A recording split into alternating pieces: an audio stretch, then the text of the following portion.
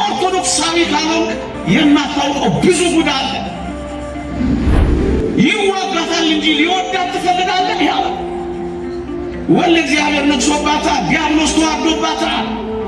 ሲጠላት፣ ሲቃወማት፣ ሲዋጋት ይኖራል። ምታዩት ይህንን ነው። ግራ አትጋቡ።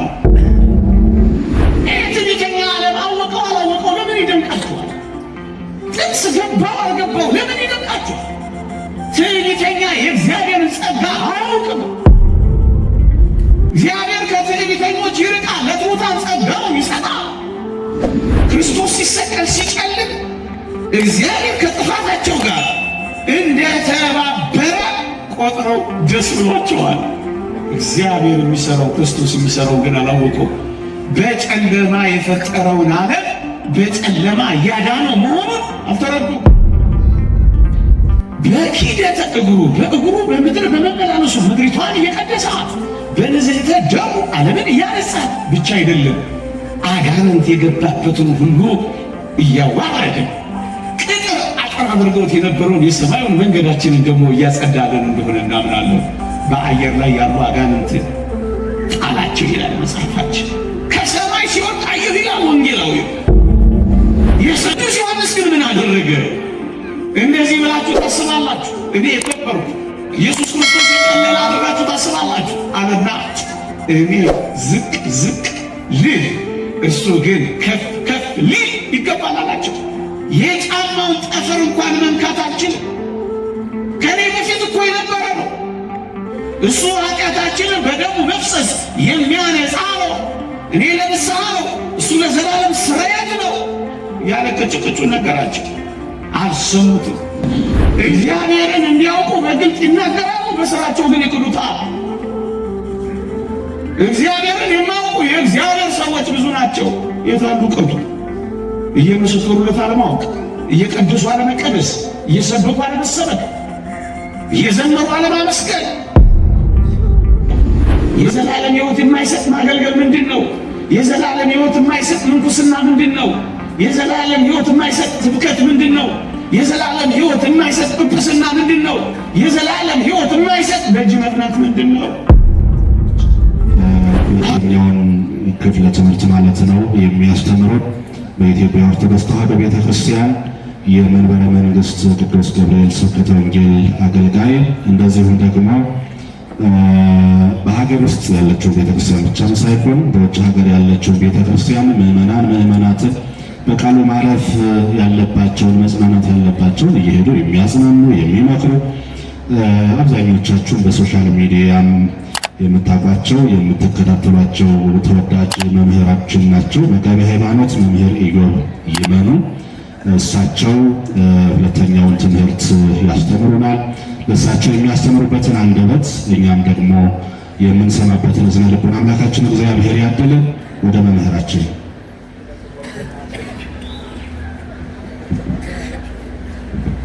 በስመ አብ ወወልድ ወመንፈስ ቅዱስ አሃዱ አምላክ አሜን። ክቡራን አበው መነኮሳት፣ ክቡር አባታችን ዶክተር አባ ጴጥሮስ የገዳማችን የስብከተ ወንጌል ኃላፊ፣ የተወደድ ወንድማችን መጋቢ ሃይማኖት ብርሃኑ፣ የተወደዳችሁ ምዕመናንና ምዕመናት፣ የሰንበት ትምህርት ቤት ደቀ መዛሙርት በልዑል እግዚአብሔር ስም እንደምን አመሻችሁ? እንደምን ሰነበታችሁ? አሜን።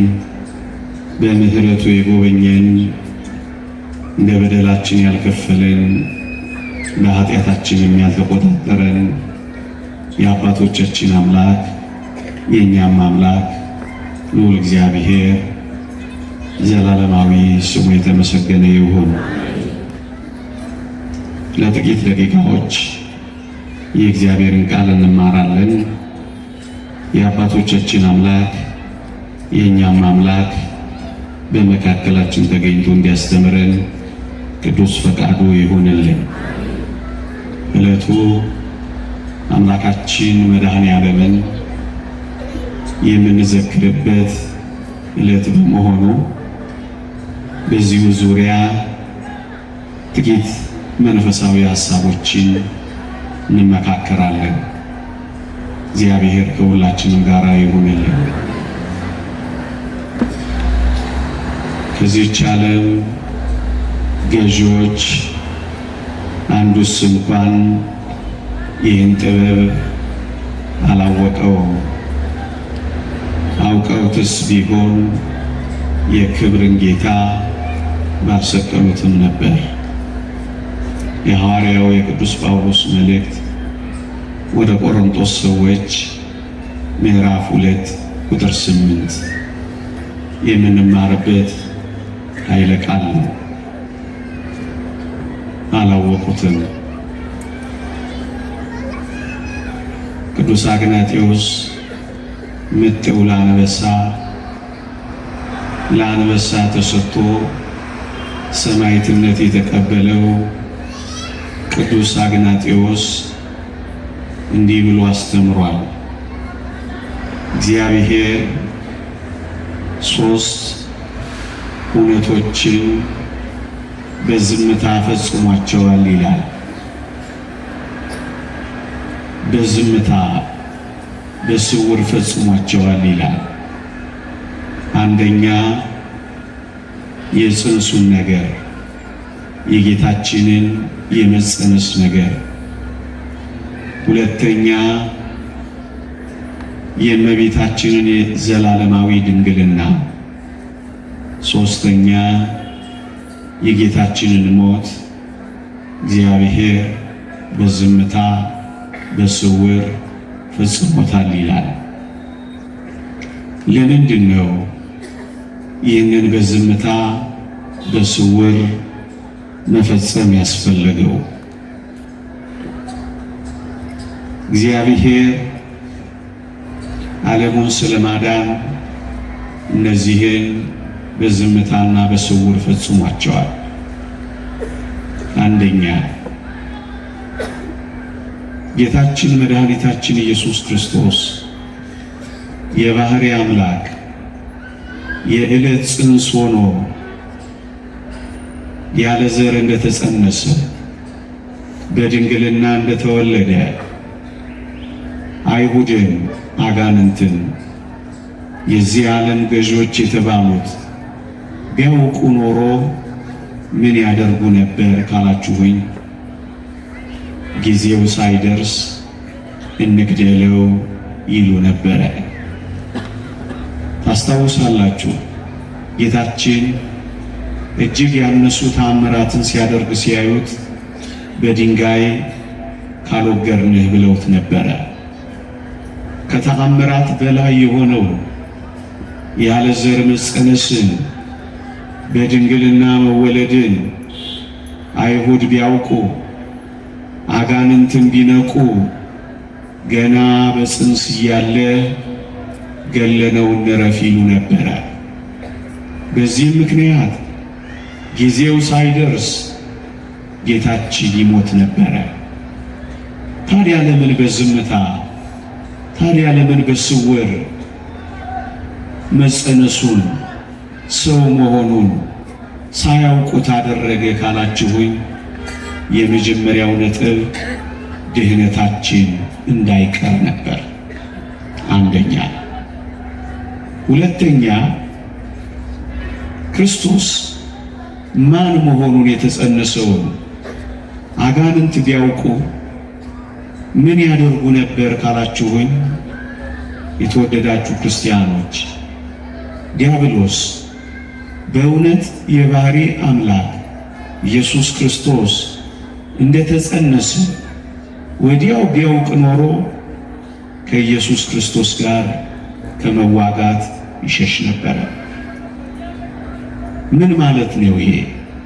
እዩ፣ ዲያብሎስ ተሰውሮ ተደብቆ የሰው ልጆች ከእግዚአብሔር እንዳጣላቸው፣ ከገነት እንዳወጣቸው፣ ከጽድቅ እንዳራቃቸው እግዚአብሔር ልክ ዲያብሎስ ተደብቆና ተሰውሮ የሰውን ክብር እንዳዋረደ ወገኖቼ አጋንንትና ዲያብሎስ በፍጹም ግራ እንደተጋባ እስከ መስቀል አደረሰው። እንዴት ታስታውሳላችሁ? በዮርዳኖስ ይህ የምወደው የእግዚአብሔር ልጄ ነው ሲል ሲሰማ ልጅማ ከሆንክ እስኪ ድንጋዩን ዳቦ አድርግ እያለ መፈተን ጀመረ። ልጅማ ከሆንክ የሚለው መጠራጠሩን ነው የሚያሳየው። በአጭር ቃል ግራ እያጋባው እያጠራጠረው ነው መስቀል ድረስ ያደረሰው። ለምን? ክርስቶስ ማን መሆኑን በእርግጠኝነት ቢያውቅ አይዋጋም ነበር። ታስታውሳላችሁ? ታንኳይቱ ውስጥ ሲተኛ ሲያየው ፍጡር ነው ሲለው፣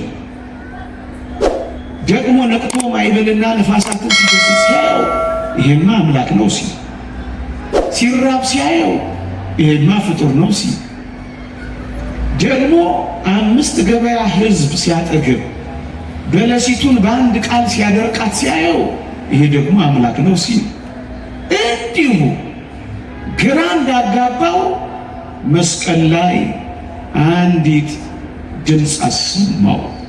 አምላኬ አምላኬ ስለምን ተውኸኝ የሚል ድምፅ ሲሰማ ይህማ ፍጡር ቢሆን ነው አምላክ ያለው አለና እኔና እናንተን ነፍሳችን እንደሚቀራመት ልቀራመት ብሎ ቀረበ። ያን ጊዜ ነው ሰይጣን እጅ ሰጠ። በእሳት ዛንጃር በነፋስ አውታር አሰረው፣ ከመንገዳችን ጠርቆ አስወገደው። አያችሁ፣ ኃይለኛውን ለማሰር ምርኮንም ለመማረክ እኛንም ለማዳን አጋንንትን ዲያብሎስን ግራ እያጋባቸው አመጣቸው።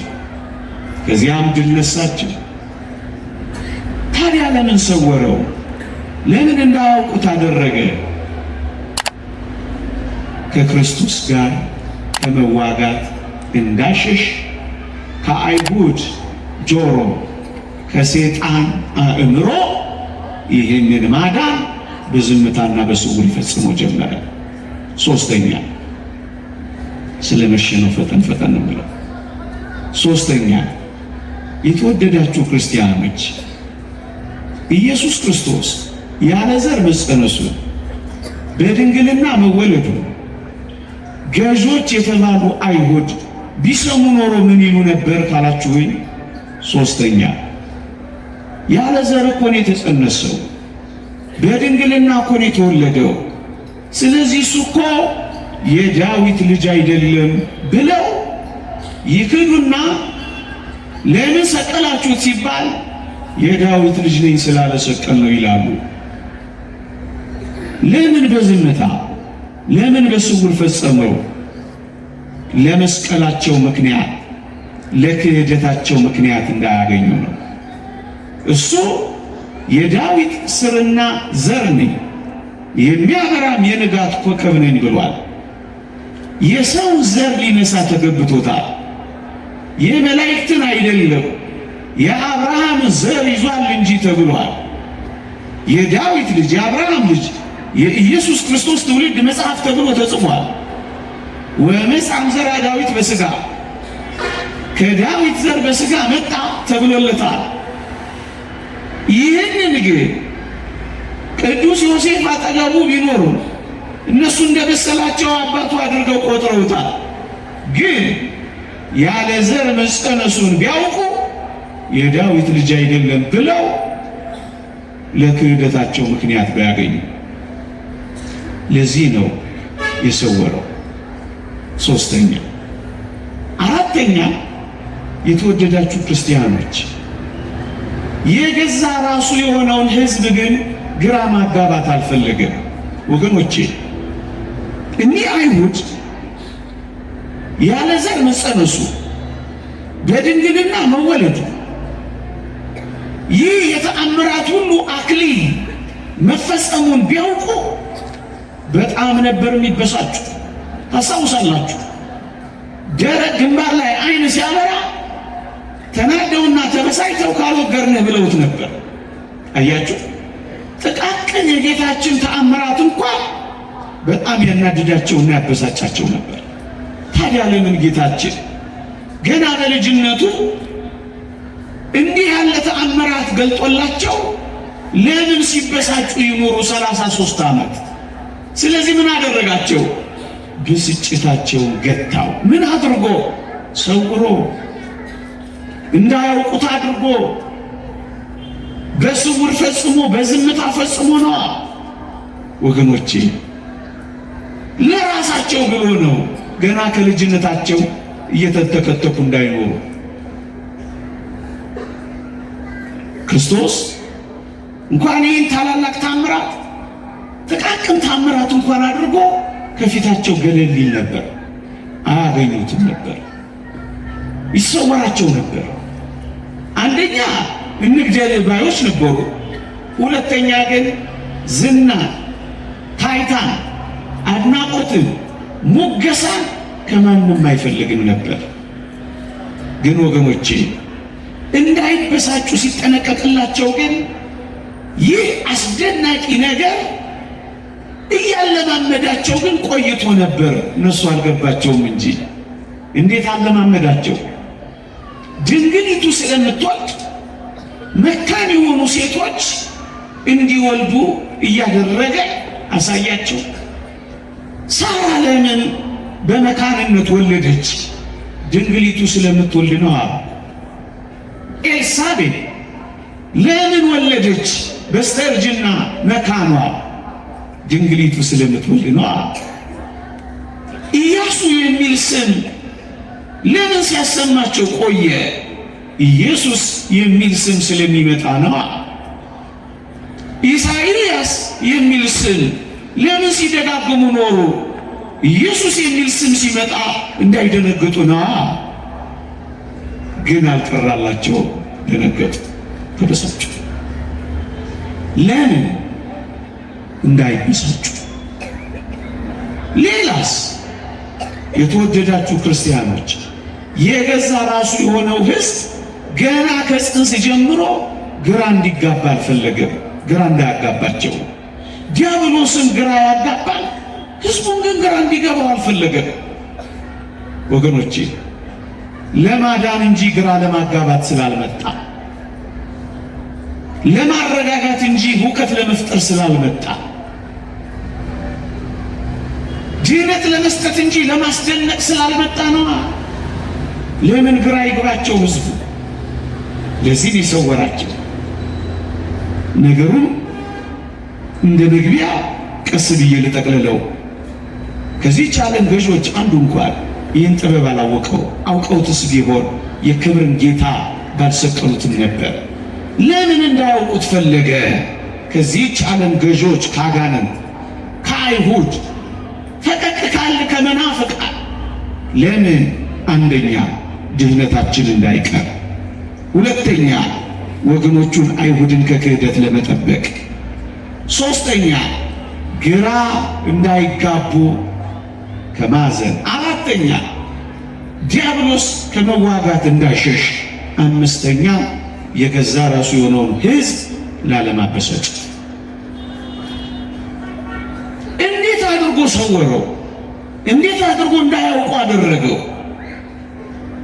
ቅዱስ ዮሴፍን አጠገቧ በማስቀመጥ።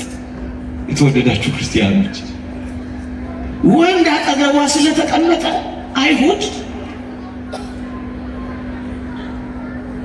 የመሰላቸው ከቅዱስ ዮሴፍ ጋር ስላለች ነገሩ እንደዛ የተፈጸማቸው መሰላቸው። ለዚህ ነው ወንጌላችን እንደመሰላቸው ብሎ የሚጀምረው። አያችሁ፣ ወንድ አጠገቡ አስቀመጠና ይህንን ምስጢር ሰወረው። አሁንም ከአንዳንዶች የእመቤታችን የዘላለማዊ ድንግልና የተሰወረው ለዚህ ነው ወገኖቼ። ለዚህ ነው ግራ የሚገባቸው። ለዚህ ነው ማያውቁት። ምስኪኖች ናቸው። ጸልዩላቸው፣ ያሳዝናሉ፣ አልቅሱላቸው። ለዚህ ነው የተሰወረባቸው። የተወደዳችሁ ክርስቲያኖች ዲያብሎስ ቢያውቅ ዲያብሎስ ያለ ዘር መጸነሱን በድንግልና መወለዱን ቢያውቅ ምን ያደርግ ነበር ካላችሁ ወይ አንድ ትክክለኛ ማስረጃ ላሳያችሁ። ታስታውሳላችሁ? ከሁለት ዓመት በኋላ ክርስቶስ ከተወለደ ከሁለት ዓመት በኋላ ሰብአ ሰገል የተወለደው የአይሁድ ንጉሥ ወዴት ነው እያሉ ሲመጡ ትዝ ይላችኋል። ሄሮድስ ደነገጠ። በሄሮድስ ላይ ያደረ ዲያብሎስ ደነገጠ። ከዚያ ምን አደረገ? 144,000 የቤተልሔምን ሕፃናት አስፈጀ። ቀድሞ ሲጸነስ ቢያውቅ ኖሮ ካላችሁ ይህን የገሊላ የቤተልሔም የአጠቃላይ መላውን የኢየሩሳሌም ከዛም ፈቀቅ ብሎ የጸነሱ ሴቶችን በሙሉ ሰብስቦ ያስፈጅ ነበራ። ሲጠራጠር ምን እንዳደረገ አያችሁ? ለዛ ነው እንዳይጠራጠር በዝምታ በስውር ይህንን የፈጸመው ወገኖች። ድንግሊቱ እንዳትወገር፣ ድንግሊቱ እንዳትሞት፣ ጽንሱ እንዳይቀር፣ ለዚያ ነው በዝምታና በስውር የፈጸመው። የተወደዳችሁ ክርስቲያኖች ቢያውቅ ኖሮ ምን ያደርግ ነበር? ሁለተኛ ቢነቃ ምን ያደርግ ነበር? ሲጠራጠር ምን አደረገ? ሁለተኛ ትንቢተ ዳንኤል ምዕራፍ 10 ላይ አንድ አስደናቂ ታሪክ ተጽፏል። ቅዱስ ገብርኤል ራእዩን ሊገልጽለት ለዳንኤል የጌታን ሰው መሆን ራእይ ሊገልጽለት ወደ ቅዱስ ዳንኤል በረረ። ቅዱስ ገብርኤል ዲያብሎስ ተጠራጠረና ሰራዊቱን ሰብስቦ ከቅዱስ ገብርኤል ጋር ውጊያ ከፈተ፣ ጦርነት ገጠመ። ይህን ቃል መጻሕፍት እንዲህ ብለው ይገልጹታል። የፋርስ አለቃ መንግስት ግን 21 ቀናት ተቋቋመኝ ይላል። ተዋጋው፣ 21 ቀናት አዘገየው ወደ ነቢዩ ዳንኤል እንዳይሄድ ሲጠራጠር ነዋ።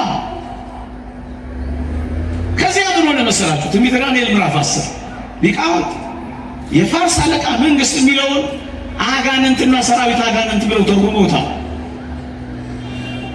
ከዛ ምን ሆነ? ቅዱስ ሚካኤል መጣለት። ቅዱስ ገብርኤል እንዲህ ይላል፣ ካለቃችሁ ከሚካኤል የሚያጸናኝ የለም ይላል። እንደለመደው ቅዱስ ሚካኤል መጣለትና ዲያብሎስን ተዋጋው፣ አሳፈረው። ቅዱስ ገብርኤል ደግሞ ወደ ነቢዩ ዳንኤል ራእዩን ይገልጥለት ዘንድ በረረ። እኔ የምፈልገው ሲጠራጠር ምን አደረገው? 21 ቀናት ተዋጋው፣ አዘገየው።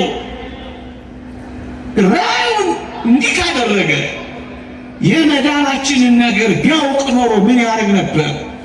አያሸንፍም እንጂ ካላዘገየው ብሎ ይታገል ነበር፣ ጦርነት ይገጥም ነበር። ስለዚህ ምን አደረገው? ሰወረው፣ ድህነታችን እንዳይዘገይ። ታዲያ በስውርና በዝምታ ከፈጸመው ካልቀረ ቅዱስ ገብርኤል እመቤታችን ቅድስት ድንግል ማርያምን እንዲያበስር ማሳወቅ፣ መንገር፣ ማብሰር ለምን አስፈለገ? ከሰወረው ካልቀረ በነካጁ አይሰውረውም ነበረ። በዝምታ ከፈጸመው ካልቀረ እንደጀመረው በዝምታ አይፈጽመውም ነበር። ለምን? ቅዱስ ገብርኤል እንዲያበስራት ፈለገ። በአርያም ካሉ የቃልን የመምጣት ምስጢር ያወቀ የለም ይል የለ። ታዲያ ቅዱስ ገብርኤል ለምን እንዲያውቅ ተፈለገ? እንዲሁ አካላዊ ቃል መጥቶ እንዲሁ በእመቤታችን ማኅፀን ማደር ይችል የለ? ለምን እንዲሁ ሳያበስር ድንገት መጥቶ እድር አይልባትም? ጥሩ ጥያቄዎች ናቸው። አስገራሚ የሆኑ ሊቃውንት 3 ግሩም የሆኑ ምክንያቶችን ያስቀምጣሉ። ለምን ለቅዱስ ገብርኤል ማብሰር ተሰጠው? ለምን እንዲያውቅ አደረገው? እንዲህ ይላሉ አባቶቻችን፣ ከልዑል ዘንድ ለእርሱ ብቻ ተነግሮታል፣ ሊነግራት ወደደ፣ በጉዞ እንዳይዘገይ በፈጣን ክንፎቹ በረረ ይላል። ለምን? ዝም ብሎ አያድርባትም ነበር? ለምን? 3 ነጥቦችን። አንደኛ፣ ያለ ጋብቻ ያለ ሩካቤ ቅዱስ ዮሴፍ አጠገቧ ቢሆንም እመቤታችን ቅድስት ድንግል ማርያም ለሌላ ጉዳይ እንዳልሆነ ታውቃለች። ትወልጂዋለሽ ሲላት ወንድ ስለማላውቅ ይህ እንዴት ይሆናል ያለችው ቅዱስ ዮሴፍ እኮ አጠገቧ እያለ ነው። እንደ ማንኛውም ልማድ ቢሆን ኖሮ ትወልጂዋለሽ ሲላት ወንድ እኮ አላውቅም አትለውም ነበር። ከዮሴፍ እንደሆነ የታወቀ ነው። ቢሆን ኖሮ አንዳንዶች እንደሚሉ አላውቅም፣ ሕሊና ልቧ፣ ነፍሷ፣ ስጋዋ ከዚህ ሐሳብ ንጹህ ነው። ለዚህ ነው ወንድ አላውቅም ያለችው። ወንድ ስለማላውቅ ይህ እንዴት ይሆናል አለችው። ግን እኮ አጠገቧ ነበር። አያችሁ፣ ውሸታቸውን ነው ሰዎቹ። የት ያውቁታል? ሰዎቹ አያውቁትም። ኃጢአት አዳም በሥጋው አላረፈም። የዲያብሎስ ውጊያ አልነካትም። የፈቲው ፈቃድ አልጎበኛትም። ሕሊናዋም ሐሳቧም ከዚህ ንጹህ ነው። አላውቅም አለችው።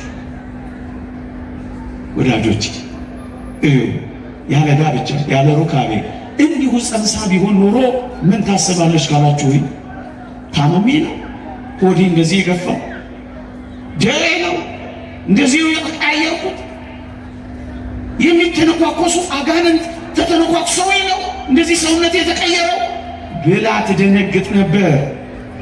አይሁድ እንዳይደነግጡ የተጠነቀቀላቸው እግዚአብሔር ለዚች ሰማያዊት ቅድስት ድንግል ሊጠነቀቅላት አይገባም። ለዛ ነው ያበሰራት የነገራት። ሁለተኛ የምትወልደው ማን መሆኑ ማወቅ አለባት። ምክንያቱም ዋጋ ትከፍላለች። የበረሃውን ግለት አብራ ታልፋለች። እንባዋን ታፈሳለች። የመከራ እናት ናት። አብራ ትሰቃያለች። በነፍሷ ሰይፍ ያልፋል። ትልቁን ዋጋ ትከፍላለች። ዛሬ ትውልዱ እንደ ትንሽ ዋጋ እንኳን ያልቆጠረውን ትልቅ ዋጋ የከፈለችው እሷ ናት። አይወጣታ ያለ ይዋጋታል እንጂ ሊወዳት ትፈልጋለህ እንዲህ አለ ያለ ወለ እግዚአብሔር ነግሶባታል። ዲያብሎስ ተዋርዶባታል። ሲጠላት፣ ሲቃወማት፣ ሲዋጋት ይኖራል። የምታዩት ይህንን ነው። ግራ አትጋቡ፣ አትደነቁ። እስከ መጨረሻው ይሄ ውጊያ ይቀጥላል። በዘርህና በዘሯ መካከል ጠላትነትን አደርጋለሁ። ይሄ ነው እኮ ያለው። የሚያስደንቅ ነገሩ ሲፈጸም እየተገረማችሁ መኖር ነው ወይ? ጉድ እያለ እየተደነቅን እንኖራለን እንጂ ማን መሆኑን ግን ማወቅ አለባት። ለየትኛው ጉዳይ መከራ እንደምትካፈል መረዳት አለባት። ሁለተኛ ሶስተኛውና የሚደንቅ ምስጢር ግን ነፃ ፈቃዷን መጠየቅ አለበት። እሺ ያስብሎ አስለምዶ አስወድዶ አስፈቅዶ እንጂ እብሪተኛ ጉልበተኛ የበላይ ስለሆነ ትወልጅኛለሽ ውለጂ ሊላት አልፈለገም። ቀለል ያሉ ማዳኖችን እንኳን አስፈቅዶ አስወድዶ አስለምዶ አነሳለን የነበረው። ታዲያ ይህንን የሚያክል ማዳን እሷም እሺ ማለት አለባት። ይሁንታዋን መስጠት አለባት። ነፃ ፈቃዷን ፍሪ ዊሏን አሜን ብላ መስጠት አለባት። እንደውም አንድ ሊቅ ምን ይላል? እሱ ስለመረጣት ብቻ ሳይሆን ይሄንን ጉዳይ እሷን መምረጥ አለባት ይላል። ለዛ ነው ቅዱስ ገብርኤል እንዲነግራት የመጣው። ነገሬን ወደ መጠቅለል ልሂድ። ታዲያ ካላወቁ ለምን አይሁድ ብለን እንፈርድባቸዋለን? ታዲያ በዝምታ ከፈጸመው እንዴት አይሁድን እንወቅሳቸዋለን? አይደለም፣ በጊዜው ጊዜማ ገልጦላቸዋል። እንዴት? እንዲህ ይላል የእግዚአብሔር ቃል የዮሐንስ ወንጌል ምዕራፍ 1 ቁጥር 21 ላይ እኔም አላውቀውም ነበር፣ ዳሩ ግን ለእስራኤል ይገለጥ ዘንድ ስለዚህ በውሃ እያጠመቅኩ እኔ መጣሁ ይላል መጥምቀ መለኮት ቅዱስ ዮሐንስ። ለእስራኤል ይገለጥ ዘንድ 30 ዓመት ሲሞላው ምን አደረገ? በእጁ እያሳየ በድምፅ እያሰማ በጣት እያመለከተ እመኑበት እያለ ነገራቸው። ራሱን ገለጠ። ነዋ በግኡ ዘእግዚአብሔር ዘያትት ወያሴስር ኃጢአት ዓለም፣ የዓለምን ኃጢአት የሚያስተሰርይ የእግዚአብሔር በግ እያለ ነገራቸው። የምወደው ልጄ ይህ ነው እርሱን ስሙት እያለ ገለጠላቸው። እንደሰወራቸው በዝምታ እንደፈጸመ አልቀረም። በጊዜው ጊዜ ደሙ ሊፈስ ሲቀር የቤዛነቱ ጊዜ ሲደርስ ራሱን ገለጠላቸው። ሌላ ጥቅስ ላንብብላችሁ። ሐዋርያት ሥራ ምዕራፍ 19 ቁጥር 4 ላይ ከእርሱ በኋላ በሚመጣው በኢየሱስ ክርስቶስ ያምኑ ዘንድ ለሕዝብ እየተናገረ በንስሐ ጥምቀት አጠመቀ ይላል። ልብ በሉ። ከእርሱ በኋላ በሚመጣው በኢየሱስ ክርስቶስ ያምኑ ዘንድ ለሕዝብ እየተናገረ ያው መጥምቀ መለኮትን በመሰለ በረኸኛ ባህታዊ በሚፈሩት በሚያከብሩት ሰው መጣባቸው እግዚአብሔር። መጥምቀ መለኮትን መስማት አይቻልም፣ አለመስማት አይቻልም ነበር። እነሱ ግን እጅግ በሚፈሩት እጅግ በሚያከብሩት ሰው የመጣባቸው ወገኖች። ይሄንን መገለጥ ነው እንዲህ አሉት አይሉት። ይሄንን ትምህርት ነው ጆሯቸውን የደፈኑት። ገልጦላቸዋል በጊዜው ጊዜ፣ ግንስ ልባቸው ጨለመ፣ ጆሯቸው ደነቆረ፣ አእምሯቸው ማስተዋልን አጣ። ያቀላውቁት እንጂ ገልጦላቸዋል እንጂ አሳይቷቸዋል። ለምን በመጥምቀ መለኮት ቅዱስ ዮሐንስ በኩል እንደመጣ ታውቃላችሁ? በጣም ያከብሩታል፣ በጣም ይሰሙታል፣ በጣም ይፈሩታል። አኗኗሩ ነፍሱ ከስጋው የተለየች ያክል በበረሃ የሚኖር ስለነበረ በጣም ነው የሚሰሙት። ክርስቶስን ደግሞ በጣም ነው የሚንቁት። ያኛው ያደገው በረሃ፣ ክርስቶስ የኖረው በቤቱ። ያኛው የሚለብሰው የግመል ጠጉር፣ ቅዱስ ኤፍሬም የግመል ጠጉር ይለብስ የነበረው በረኸኛው መጥምቀ መለኮት ቅዱስ ዮሐንስ የሁላችን በግ ኢየሱስ ክርስቶስ ገና ስላልተሸለተ ነበር ይላል። እንዴት ይደንቃል! ያኛው የግመል ጠጉር፣ ይሄኛውስ ልብስ። ያኛው ሳይበላ ይሄ እየበላ። ስለዚህ ምናሉ ኢየሱስ ክርስቶስን አቃለሉት፣ መጥምቀ መለኮት ቅዱስ ዮሐንስን አከበሩት።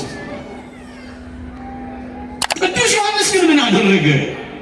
እንደዚህ ብላችሁ ታስባላችሁ? እኔ የከበርኩ ኢየሱስ ክርስቶስ የቀለለ አድርጋችሁ ታስባላችሁ አለና እኔ ዝቅ ዝቅ ልል እርሱ ግን ከፍ ከፍ ሊል ይገባል አላቸው። እንዲህ ሲላቸው ዘመድ ስለሆነ አዳልተህ ነው ባዮች ደግሞ ተነሱ። ያን ጊዜ ምን አላቸው? የጫማውን እንኳን ጫማው የጫማውን ጠፍር እንኳን መንካት አልችልም። ከኔ በፊት እኮ የነበረ ነው። ምንሹ ደግሞ በእጁ ነው። እኔ በውሃ ነው፣ እሱ በእሳትና በውሃ ነው በመንፈስ ነው የሚያጠምቃችሁ። ምን ከኔ ጋር ታወዳድሩታላችሁ? ያለ እርግጡን ነገራቸው። ግን አልሰሙም። አድልቼ እንዳይመስላችሁ ልሸከመው የማልችለው አምላክ ነው የመጣው። በውሃ ሊጠመቅ ሲመጣ እንደናንተ እንዳትጠረጥሩት። እሱ ኃጢአታችንን በደሙ መፍሰስ የሚያነጻ ነው። እኔ ለንስሐ ነው፣ እሱ ለዘላለም ስርየት ነው ያለ ቅጭቅጩን ነገራቸው። አልሰሙትም እንጂማ ገልጦላቸዋል ነው የምላችሁ። እንዴ ደግሞ በጣም የሚገርም ነገር እንዲያስተውሉ ጠቁሟቸዋል። አልገባቸውም እንጂ ሕዝቡ ሁሉ ሊጠመቁ ወደ ውሃ ይገቡና ጥቂት ጊዜ ይቆያሉ። ለምንድን ነው ሕዝቡ ሁሉ ጥቂት ጊዜ ውሃ ውስጥ የሚቆዩት? እየተናዘዙ ነው፣ ንስሐ እየገቡ ነው። ስለ ኢየሱስ ክርስቶስ በዮርዳኖስ የተጻፈውን ግን አንብቡት ምዕመናን። ገባ ወዲያው ወጣ ነው የሚለው። ለምን ወዲያው ወጣ? ንስሐ ሊገባ አይደለም አይመጣው። እንደነሱ ሊያቃልሉት ሲፈልጉ መጥምቀ መለኮት ከፍ አደረገባቸው። የተወደዳችሁ ክርስቲያኖች፣ ታዲያ ለአይሁድ እግዚአብሔር ሊያደርገው የሚገባ ያላደረገው ምን አለ? ታምራት በሰማይ በምድር አሳያቸው፣ ግን አልተቀበሉትም፣ ግን አላወቁትም። እንዴት አይሁድ ይሄ ሁሉ ሆኖ አላመኑትም? አንዳንድ ሰዎች እስካሁን ይጠይቃሉ። ድሮስ መቻም ነው ባህር ተከፍሎላቸው አምነዋል። የፈርዖን አስከሬን ገና ውሃ ላይ እየተንሳፈፈ አይደል እንደ እነሱ ጣዖት ማምለክ የጀመሩት? ምን ያህል ጊዜ ነው እንደ ለነሱ? የመጀመሪያው ፈረስ አንገቱ ሳይወጣ የመጨረሻው ፈረስ ጭራው ሲገባ ሙሴ ምታው ብሎ ባህሩን ከድኖባቸው ፈርዖን ከነሰረገላው ሰጥሞ እየተንሳፈፈ እነሱ ስጓን ዘተሰዋ ምስጉን ነው የተመሰገነ ብለው አቧራ ጨፌ እስኪሆን ዘምረው ፈቀቅ ሳይሉ እኮ ነው ጣዖት የት እንደሄደ አናውቅም እኮ ነው ያሉት። አንዳንዴ እንደኛ ይመስላል። ታዲያ እነዚህ ሰዎች አሁን በክርስቶስ ቢልቁት ቢያቃልሉት አናውቅም ቢሉት ይደንቃቸዋል። መናው ዶላቸው ጀለና ጋርዷቸው ካለት ውሃ ጠጥቷቸው ያውም የሚወዱት ሰው ሙሴ ይህን ሁሉ አድርጓቸው አላመኑ። ብዙዎቹ በበረሃ ቀሩ፣ አልታዘዙም ለእውነት። ታዲያ ክርስቶስን ባያምኑ ባይቀበሉ ለምን? ልባቸው ጨልሟል፣ ዓይናቸው ታውሯል፣ ማስተዋላቸው ጠፍቷል፣ አላወቁትም። ግን እግዚአብሔር ለአይሁድ ሊያደርገው የሚገባ ግን ያላደረገው ምን አለ? በሞቴ እስኪ አስታውሱ። በምድርም በሰማይ ብዙ ታምራት ሰርቶላችኋል። ከሁሉ በላይ ግን ከምድር በታችን ታምራት ሰርቶላችኋል። አልዓዛርን ከሙታን ማስነሳት ከምድር በታች ብዙዎች ያመኑበት ምስጢር ነው። እነሱስ በጣም የተናደዱበት ክርስቶስንማ ከዚህ በላይ እድል እንሰጠው አይገባም፣ ካልሰቀል ነው ያሉት የመጨረሻ ውሳኔ አልዓዛር ከሞት ሲነሳ ሰው ሁሉ አመነባቸው። ምኩራባችን ባዶ ሊቀር ነው፣ ይሄ ሰው ገበያችንን ሊያስቀር ነው። ታዲያ እንዴት ነው ዝም የምንለው? ይሄን ሁሉ ተአምራት አይተው ማመን አይገባቸው? አላመኑ። እንደኛ እኮ በዚህ ሁሉ ሸርነት እያኖረ እንደምንጠራጠረው እኮ አላመኑ።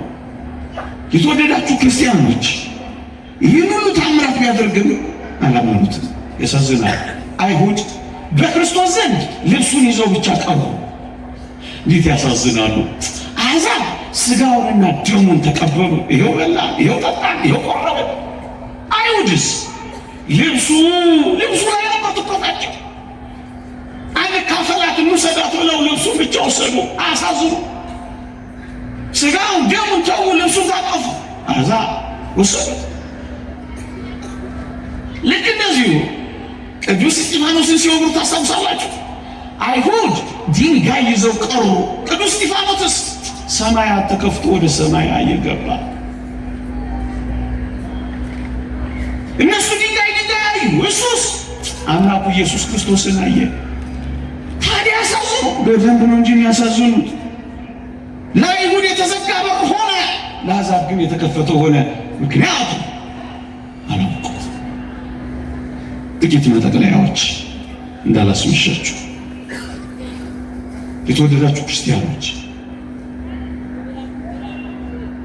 አይሁድ አጋንንት ኢየሱስ ክርስቶስ ጎኑን ሲወጋ እነሱ የሚያውቁት እነሱ የሚረዱት ኢየሱስ ክርስቶስን እንዳቆሰሉት፣ ኢየሱስ ክርስቶስን እንዳደሙት፣ ኢየሱስ ክርስቶስን እንደጎዱት ነው የሚያውቁት፣ ጎኑን በጦር ሲወጉት። እኛስ ኦርቶዶክሳውያን ምን እንረዳለን? እኛ ኦርቶዶክሳውያን የኢየሱስ ክርስቶስ ጎኖች ሲወጉ ምንድን ነው የምንረዳው ካላችሁ፣ ከቅዱስ ኤፍሬም ጋር ሆነን አብረነው እየጮህን እንዲህ እንላለን፣ የገነት በር ተከፈተልን እንላለን። የጌታችን ጎኖች ሲወጉ የገነት በር ወለል ብሎ ተከፈተልን። ወደ ገነት በር መግቢያችን የክርስቶስ ቁስሎች ሆኑልን። አይሁድ እንደዛ ይረዳሉ። ኦርቶዶክሳዊነት ግን እንደዚህ ይረዳሉ ወገኖች። አይሁድ ክርስቶስ መስቀል ላይ የመጨረሻውን እስትንፋስ ሲተነፍስ እንዳበቃ እንዳከተመለት ገምተዋል። ኦርቶዶክሳዊነት እንዴት ይረዳዋል? ኢየሱስ ክርስቶስ በመስቀል ላይ የመጨረሻውን እስትንፋስ ሲተነፍስ እኛ የሰው ልጆች ሁሉ ክርስቲያኖች የመጀመሪያ የህይወት እስትንፋሳችንን መተንፈስ እንደጀመረን እናውቃለን። አያውቁት። አይሁድ ጌታችን መድኃኒታችን ኢየሱስ ክርስቶስ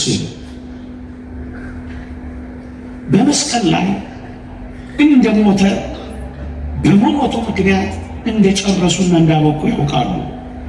እኛ ኦርቶዶክሳውያን ምን እንረዳለን በዚህ ውስጥ ካላችሁ፣ እውነት ነው ኢየሱስ ክርስቶስ አምላካችን በመስቀል ሞቷል። ግን ደግሞ እውነት ነው በመስቀል ላይ ዲያብሎስ እንደተገደለ ጭምር እናውቃለን። ክርስቶስ በመሞቱ ዲያብሎስ እንደተገደለ እናውቃለን። ክርስቶስ በመታሰሩ እኛ ነፃ እንደወጣን እናውቃለን። ክርስቶስ በመቸንከሩ ዲያብሎስ እንደተቸነከረ እንረዳለን። ክርስቶስ የሾህ አክሊል በመቀዳጀቱ የኃጢአት ሾካችን እንደተነቀለ እናውቃለን። የተወደዳችሁ ክርስቲያኖች፣ አሕዛብም አንዳንዴ እዚህ ያሉ አሕዛብ የሚጠይቁ ጥያቄ አለ። እናንተ እኮ የምታመልኩት ፈራ፣ ደነገጠ፣ አዘነ፣ ተከዘ የተባለለትን እኮ ነው የምታመልኩት ይሉናል። አያውቁትም ስላችሁ አያውቁትም። ለዚህ ነው ግራ እንደገባቸው የሚቀሩት። እኛ ኢየሱስ ክርስቶስ ፈራ፣ ኢየሱስ ክርስቶስ ደነገጠ፣ ኢየሱስ ክርስቶስ ታወከ፣ ኢየሱስ ክርስቶስ ተከዘ የሚሉ ቃላት ስናነብ እኛ ኦርቶዶክሳውያን ምንድን ነው የሚገባን ካላችሁ፣ ወይ ወገኖቼ በመፍራቱ ፍርሃታችንን እያስወገደ እንደሆነ ይገባናል። ድንጋጤያችንን እያስወገደልን እንደሆነ ይገባናል። በመታወቁ ሁከታችንን እንዳራቀልን ይገባናል። በማዘኑ የነፍስ ሐዘናችንን እንዳስወገደልን እናውቃለን። አያውቁት፣ እውነት አያውቁት። አንድ መናኛው እኔ እንኳን መሰክ አያውቁት። ሁለተኛ አዘነ፣ ተከዘ፣ ደነገጠ፣ ፈራ ምን ይመስላችኋል? የነፍስ ህመሞች ይሏቸዋል ሊቃውንት። እነዚህ የሥጋ ህመማችንን ታሞ ካሰን፣ ቆሰለልን፣ ደማልን፣ ከአፍ ካፍንጫው የደም ጎርፍ ጎረፈልን፣ ገላው በሰንበር ታጠቀልን፣ ለማየት እስኪከብድ ድረስ ቆሰለልን፣ ብረት በተሰፋበት ጅራፍ ሥጋው እስኪቦጨቅ ድረስ አረፈበት። የሕማም ሰው ሆነ። ለሥጋችን ካሳ ካሰ። ነፍሳችንስ በምን ትካስ? ደነገጣ፣ የነፍስን ካሳ እየካሰ ታወካ፣ የነፍስን ካሳ እየካሰ ታወካ፣ የነፍስን ካሳ እየካሰ ተከዛ፣ የነፍስን ካሳ እየካሰ አይሁድ፣ አጋንንት፣ መናፍቃ ይሄን አያውቁትም። ኦርቶዶክሳዊ ካልሆንክ የማታውቀው ብዙ ጉድ አለ።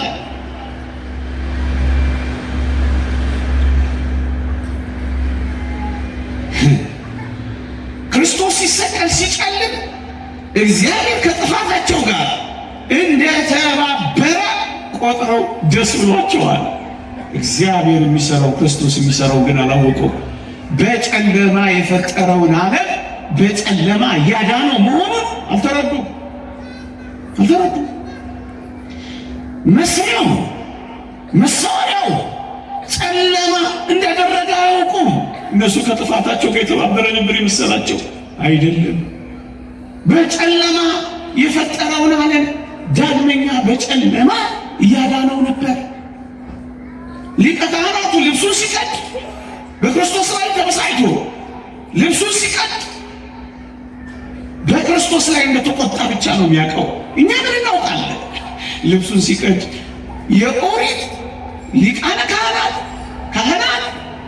ክህነታቸው እየተሻረች እንደሆነ እናውቃለን። ልብሳቸውን አይተረተርም። የኢየሱስ ክርስቶስ ልብስ አለመቀደዷስ ዘላለማዊ ክህነት ያለው መሆኑን እንረዳለን። አይሁድ፣ ሮማውያን ተባብረው ኢየሱስ ክርስቶስን ከምድር ከፍ አድርገው በመስቀል ላይ በሰማይ ላይ ሲሰቅሉት ለሚያጥኑለት ጣዖት፣ ለሚሰውለት ጣዖት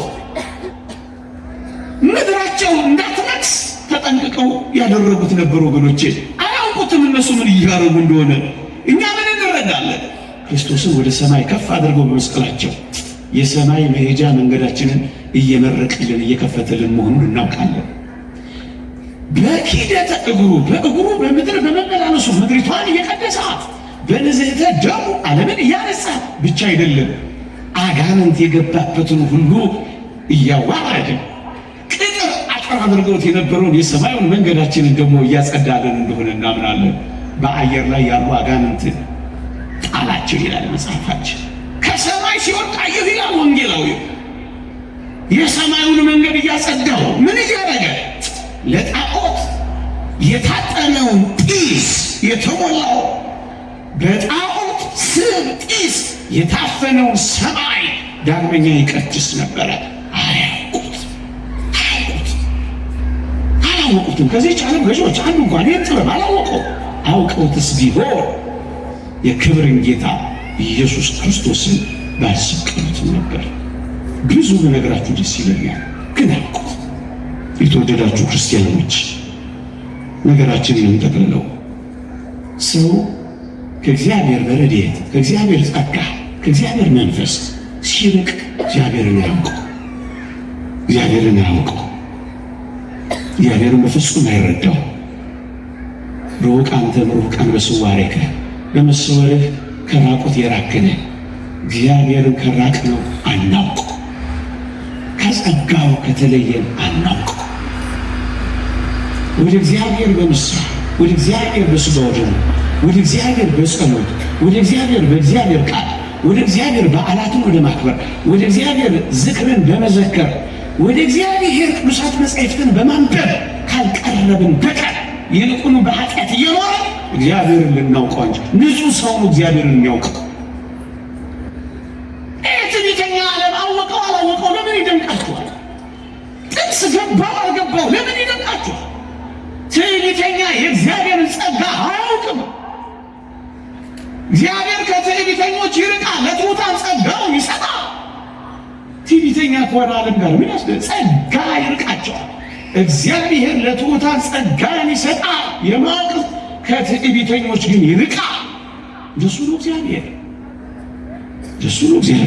ሩቅ አንተም ሩቃን በስዋሬከ ወታለጽቁም ለሩቃን በምህረትከ በምህረትህ ደግሞ የራቁትን ታቀርባለህ፣ ትሑታንን ታቀርባለህ፣ የሚጸልዩትን ታቀርባለህ፣ ንስሐ የሚገቡትን ታቀርባለህ፣ ደጅ የሚጠኑትን ታቀርባለህ፣ ፊትህን የሚፈልጉትን ታቀርባለህ፣ እጆቻቸውን የሚዘረጉትን ታቀርባለህ፣ የሚያገለግሉን ታቀርባለህ፣ የሚዘክሩን ታቀርባለህ፣ የሚያስቡን ታቀርባለህ፣ ቅዱሳት መጻሕፍትን የሚያነቡትን ታቀርባለህ፣ ቤትህ የሚጠጉትን በደጅ የሚሰማሩትን ታቀርባለህ። በምህረትህ ታቀርባለህ። የተወደዳችሁ ክርስቲያኖች አይሁድን ብቻ ወርፈን አጋንንትን ብቻ ተችተን አላወቁትን ብለን ምን እናበቃለን? እኛ እዚህ የምናገለግለው እኛ እዚህ የምናመልከው እኛ እዚህ የምንገባው የምንወጣው እግዚአብሔርን በሕይወት እናውቀዋለን፣ ቀምሰነዋል። መስማት ብቻ ማወቅ ነው አይደለም። የሚበልጠው እውቀት እኮ በሕይወት መኖር ነው ወገኖች። ያወቁት በሕይወት የሚኖሩት ናቸው ወገኖች። እኛ ሰውቀናል። አጠገቡ ሆኖ መራቅ ማወቅ ነው። አንዳንዴ አጠገቡ ሆነን እኮ ርቀናል። መቅደሱ ውስጥ ሆነን ውጭ ካሉት ተስተካካይ ኃጢአተኞችና በደለኞች ሆነናል። አሁን እኛ አውቀናል። በስራቸው ይክዱታል ተብሎ እኮ ተጽፏል። አጠገቡን ሆነን የራቅን ስንቶች ነን ያላወቅን። ከሕይወት ጋር እየኖርን መሞት የጀመርን ስንቶች ነን። መቼ ነው የምንጨክነው? መቼ ነው ወደ ሕይወት የምንመጣው? ጥቅጥቅ አድርገን መስማቱን ሰማ ነው። መቼ ነው ልባችን የሚደነገጠው? መቼ ነው የሕይወትን መንገድ የምንመርጠው? የእግዚአብሔር ቃል እንዲህ ይላል፣ አንተን ማወቅ ይህች የዘላለም ሕይወት ናት ይላል። እግዚአብሔርን ማወቅ የዘላለም ሕይወት ናት። ታዲያ ለምን እዚህ ተሰበሰብን? ምን ሰፍረው ሬሽን የለን፣ የምናድለው ገንዘብ የለን። አንዳንዶች እንደሚዋሹትና እንደሚቀባጥሩት የምናስገባላችሁ አካውንታችሁ ውስጥ ብር የለን። ይህ እውቀት የዘላለም ሕይወት እውቀት ነው። አንተን ማወቅ የራከውንም ኢየሱስን ማወቅ ይህች የዘላለም ሕይወት ናት ይላል። የዘላለም ሕይወት የማይሰጥ ክርስትና ምንድን ነው? የዘላለም ሕይወት የማይሰጥ ወንጌል መስማት ምንድን ነው? የዘላለም ሕይወት የማይሰጥ ማገልገል ምንድን ነው? የዘላለም ሕይወት የማይሰጥ ምንኩስና ምንድን ነው? የዘላለም ሕይወት የማይሰጥ ትብከት ምንድን ነው? የዘላለም ሕይወት የማይሰጥ ጵጵስና ምንድን ነው? የዘላለም ሕይወት የማይሰጥ ደጅ መጥናት ምንድን ነው? አጠገብ ሕይወት አጠገብ ሆኖ መሞት ታደኛ አውቀነዋል። ተገልጦልን አለመረዳት ይህ አይብስም። አምሮን ሆኖ አለማግኘት እሱ አይብስም። ትፈልጉታላችሁ ታገኙታላችሁ ብለው ቅድም አስተምረውናል። ፈልጋችሁ አግኝታችሁ ትሄዳላችሁ። በዚህ ምሽት ለእግዚአብሔር የምትያዙ ናችሁ፣ የምትመጨለጩ ናችሁ። ሁሌ ሰምቶ መሄድ አይደለም መጨከን። በቃ የእግዚአብሔር መሆን እሱ በምን ይገለጣል? ከኃጢአት ጋር በመቆራረጥ ዓለምን ባለመምሰል የዓይን አምሮት፣ የልብ ምኞት፣ የሰይጣን ማታለል እንዳይገዛ መበርታት። ይሄ ነው እውቀት። ይሄ ነው እውቀት። ቤት ውስጥ ሆኖ መጥፋት ያለማወቅ እኮ ነው።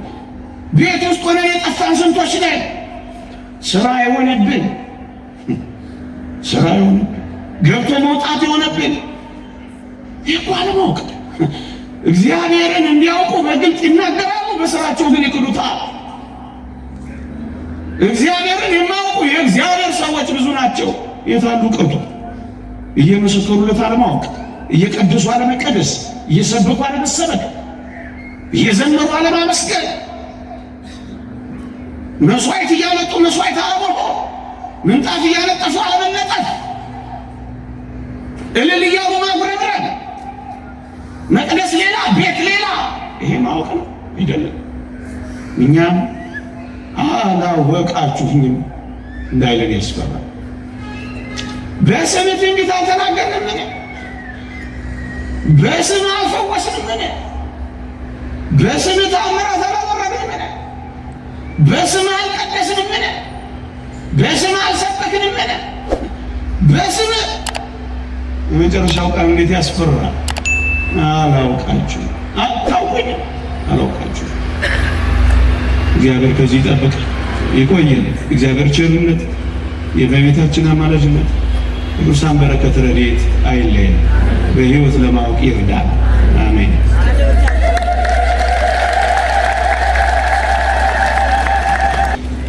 ከዚህችም ዓለም ገዦች አንዱ እንኳ ይህንን ጥበብ አላወቀም። አውቀውስ ቢሆኑ የክብርን ጌታ ኢየሱስ ክርስቶስን ባልሰቀሉትም ነበር በሚል መነሻ ኃይለ ቃል በእውነቱ ያስተማረን የመከረን ሕይወት መድኃኒት የሆነውን ቅዱስ ቃሉን የመገበን የአባቶቻችን አምላክ መድኃኔ ዓለም ክርስቶስ ስሙ ይክበር ይመስገን። ማን ይመስገን? ደስ ብሏችኋል አይደለ? እግዚአብሔር ያስተምረን ይመስገን። በእውነቱ ልባችንን ሀሳባችንን ከፍ አድርገው የራቀውን አቅርበው የረቀቀውን ደግሞ አጉልተው ያሳዩን ያስተማሩን የመከሩን ክቡር መምህራችን መጋቤ ሃይማኖት ኢዮብ ይመኑ በእውነቱ ሀብተ መምህራንን ያደለልን፣ ቃለ ሕይወትን ያሰማልን፣ ቃለ ሕይወትን ያሰማልን። ስለሳቸው ሁላችሁ እግዚአብሔርን አመስግኑ። ግሩም ነው በእውነቱ ሰዓት ባይገድበን ከዚህም በላይ እጅግ ጥሩ በሆነ አንደበታቸው በማይሰለች አንደበታቸው የእግዚአብሔርን ቃል እየተማማርን ብናመሽ በእውነቱ የሚሰለች አልነበረም። መምህራችን አውቀውት የሆነ ኖሮ የክብርን ጌታ ባልሰቀሉትም ነበር እንዳሉት አይሁድ፣ ጸሐፍት፣ ፈሪሳውያን፣ ሰዱቃውያን በአጠቃላይ ስምንቱ ማህበራን አይሁድ ይህንን የክብር ጌታ ባለማወቃቸው የእነሱ መድኃኒት ሆኖ ወደ እነሱ መምጣቱን ባለመረዳታቸው ሰዚያሁ መጽአወ ሊያውሰ ተወክፍጎ ወለለሰ ተወክፍጎ ወሀቦሙ ስልጣነ ወለደ እግዚአብሔር ይኩኑ። የእርሱ ወደ ሆነው መጣ፣ የገዛ ወገኖቹ ግን አልተቀበሉትም። ለተቀበሉት በስሙ ለሚያምኑ ግን የእግዚአብሔር ልጆች የሆኑ ዘንድ ስልጣንን ሰጣቸው እንደተባለ ወደ እነሱ መጥቶ ነበረ፣ እነሱ አልተቀበሉትም። ለተቀበልነው ለእኛ ግን በእውነቱ ሕይወት መድኃኒት ሆኖናል። እሱን ማወቅ አይደለም በሱ እንኖራለን። መድኃኔ ዓለም በእኛ እኛም በሱ እየኖርን ስለሆነ ስሙ ይክበር ይመስገን። በእውነቱ በተማርነው ትምህርት በሕይወት እንድንኖርበት 30 60 መቶ ያማረ ፍሬ እንድናፈራበት አምላካችን እግዚአብሔር በቸርነቱ ይርዳል። ውድ የሳንኤል መንፈሳዊ ቤተሰቦች በዚህ ቻናል የኢትዮጵያ ኦርቶዶክስ ተዋሕዶ የንግስ በዓላትን በመጽሐፍ ቅዱስ ላይ የተመሰረቱ ትምህርቶችና መንፈሳዊ ዝማሬዎችን በስፋት ስለሚያገኙ ለቻናሉ አዲስ ከሆኑ ሰብስክራይብ በማድረግ ቤተሰብ ይሁኑ። ይህን መንፈሳዊ አገልግሎት ላይክ፣ ሼር በማድረግና አስተያየት በመጻፍ ይደግፉ።